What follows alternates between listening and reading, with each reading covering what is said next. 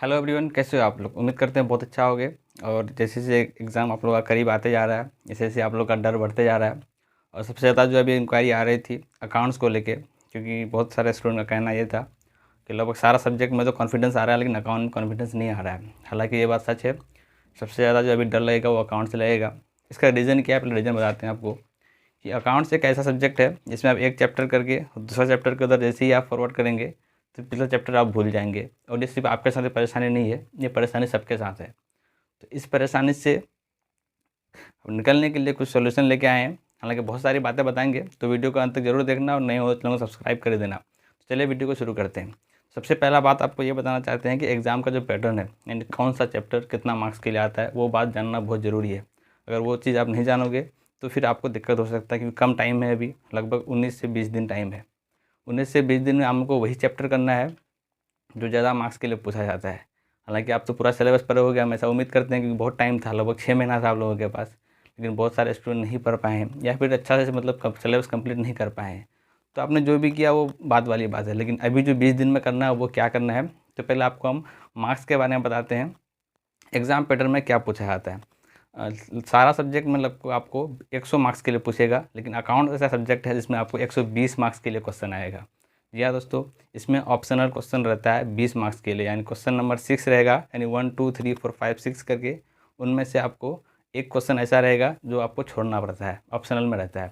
यानी 120 कभी 125 ऐसे मार्क्स का क्वेश्चन आता है, आपको सॉल्व बस 100 मार्क्स का ही करना है। अब बाकी थ्योरी का बात करें तो लगभग 19 से 20 मार्क्स का थ्योरी आता है, बाकी सारा प्रैक्टिकल आएगा। थ्योरी में 2 क्वेश्चन आएगा जो डायरेक्ट क्वेश्चन पूछेगा, डेफिनेशन वगैरह या फिर किसी चीज़ के बारे में डिस्क्राइब करने बोल देगा। और 12 मार्क्स के लिए लगभग आपको ट्रू फॉल्स पूछेगा। तो पहले आपको मार्क्स बताते हैं कौन कौन चैप्टर में कितना मार्क्स है। सबसे पहला बात करें अगर रेक्टिफिकेशन ऑफ एरर का, जो कि बहुत बड़ा चैप्टर वेटेज रखता है, क्योंकि ये चैप्टर थोड़ा आसान पड़ता है स्टूडेंट के लिए, लेकिन इसमें मार्क्स लगभग हर टर्म में 10 मार्क्स के लिए पूछा जाता है।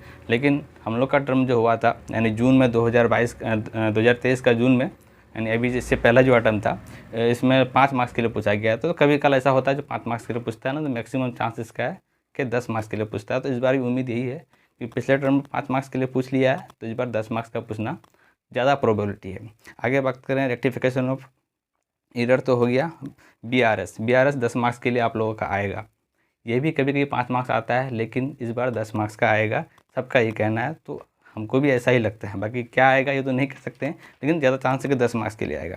आगे बात करें इन्वेंट्री का, तो 5 मार्क्स के लिए आता है, इस बार ही 5 मार्क्स के लिए आएगा। डिप्रिसिएशन का 10 मार्क्स का क्वेश्चन फिर से आपका आने वाला है। आगे करें बिल ऑफ एक्सचेंज का, ये भी आपका 10 मार्क्स का आने वाला है। और कौन टॉपिक से आने वाला है ये भी बता देते हैं कि आप लोग का जो है सबसे लास्ट वाला टॉपिक जो है वहाँ से आएगा, जहाँ पे दोनों अकाउंट होल्डर का आपको बिल बनाना पड़ता है। तो वहाँ से आपको 10 मार्क्स के लिए पूछा जाएगा। आगे करते हैं जो 6 क्वेश्चन, चैप्टर नंबर 6 है पहला वाला अकाउंट्स का बुक का, वहाँ पे आपको 3 यूनिट मिल जाएगा, जिनमें से 5 मार्क्स के लिए पूछा जाता है।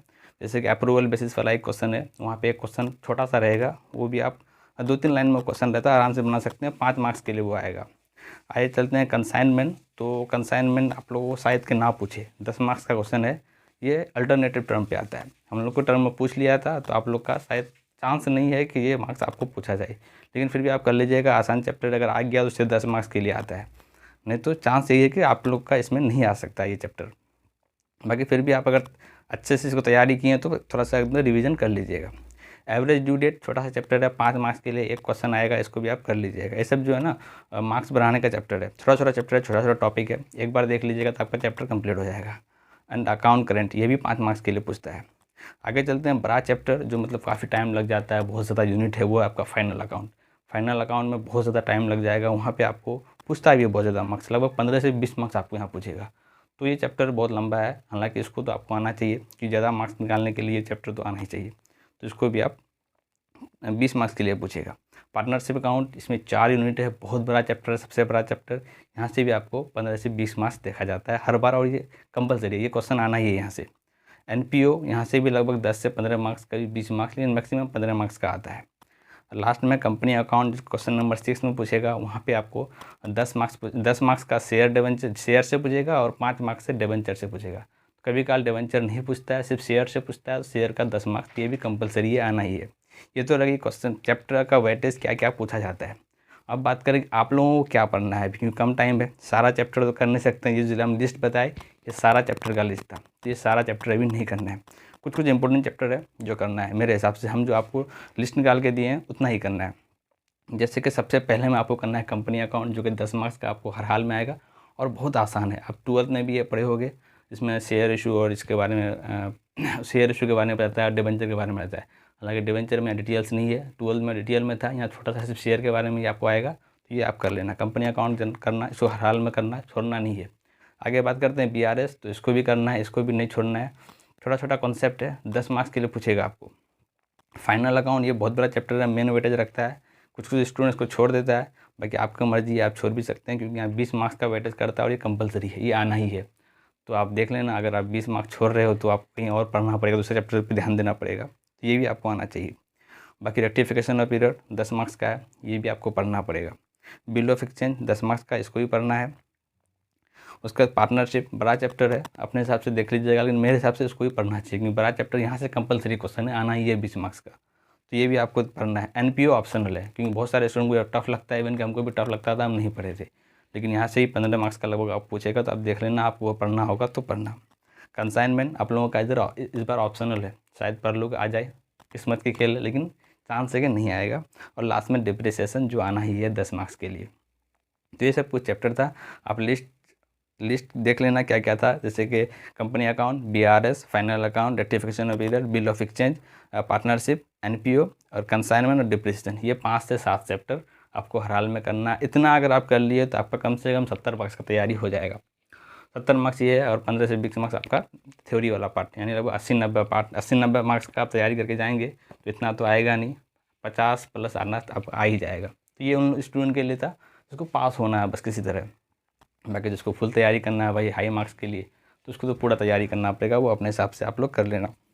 बाकी अभी समय के हिसाब से ये सब्जेक्ट अगर आप ये सब चैप्टर आपका अगर कंप्लीट हो गया तो अब क्या करना है, अभी बहुत ज़्यादा सेट मारना है, क्वेश्चन सेट जो होता है बहुत ज़्यादा मानना है। PYQ को आपको छोड़ना नहीं है, 3 से 4 साल का PYQ को मानना है, वो आपको ICI का वेबसाइट में मिल जाएगा, वहाँ से आप निकाल लेना।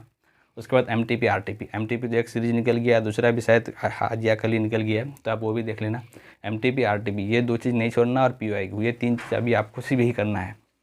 हम बात करें एग्ज़ाम से एक दिन पहले, तो जैसे 31 तारीख से आपका एग्ज़ाम है, तो 31 तारीख से 2 दिन पहले यानी 28 को आपको सारा सब्जेक्ट तैयार करके छोड़ देना है, यानी 29-30 2 दिन कंटिन्यू अकाउंट पढ़ना है, क्योंकि अभी आप कितना भी पढ़ लीजिएगा एग्ज़ाम तक आपको याद रहने वाला नहीं है। कॉन्सेप्चुअल चीज़ बात ये है, क्योंकि इसमें जो है फॉर्मेट है आप भूल जाइएगा, बहुत ज़्यादा फॉर्मेट है, तो आपको 2 दिन कंटिन्यू अकाउंट पढ़ना है, यानी 31 तारीख से पहले, और 29-30 ये 2 दिन आपको लगातार अकाउंट पढ़ना है।